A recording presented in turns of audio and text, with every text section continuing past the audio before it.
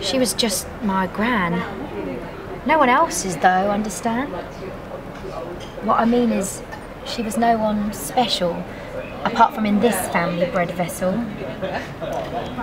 She was a funny one, all fingers and thumbs, carried her bag on her arm with a crooked backwards hand, and shuffled like a tortoise whose house is too grand a structure to maintain, so it relents and huffs and sits again. Pops on the TV, excessively loud, and doesn't watch it, preferring instead a crossword puzzle. 11 letters, somebody dead. She'd never get it. She lay down the red pencil lead. Might ring a sister to give her a clue, then be on the phone nattering for an hour or two about the neighbours or the state of the backyard. Or she'll repeat a story about me that's been spieled as a yarn and that'll be passed on from here to Timbuktu, that I've been working with elephants and have a TARDIS as a loo. And I've been seeing a black man, which of course would never do. But yes, I was happy, although she didn't think that was true. I always understood though, it was just her way. And when she met my other half, she was pleasant all day, apart from when she let one rip. Just bent over and next second, did it. She was looking for a domino set and moved without understanding the potential threat of a sudden stretching from vertical that would spark the ignition, turning the air bright purple with the foulest gas I have ever tasted. We laughed about it sometime later, but she never said oops and never said sorry, but she knew that she'd done it. God, she was funny.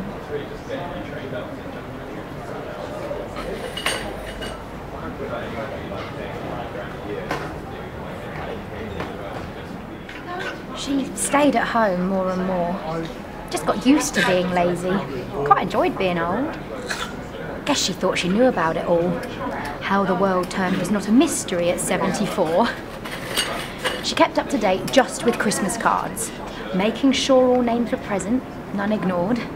Even my boyfriends were added to the list. Despite some dubious spellings, the thought wasn't missed. She just needed connection, to know we were all okay, so she could continue living on her couch day to day. So when she finally took up new residence at a hospice round the corner, it was quite an event. She said she was ready, that all was good in what she'd done. The sickness came on steady, and in a month, she was gone.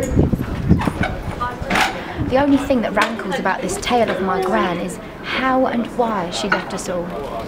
It's a story yet to run.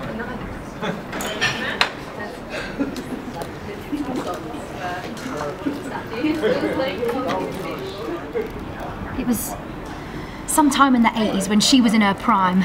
She worked out in America as a shop assistant, taking dimes from normal folks from all about the city. Blacks, whites, left and right wing, Indians and chiefs. She met all sorts of people. And she was really pretty. Wore calf-length skirts and her hair up like a silly peacock's head, with colours pink and yellow. And her job was easy. She was just serving her common fellows. Till one day, someone of a darker shade decided to pick on her stall to raid. In a panic, he shot about the aisles, his gun completely unloaded.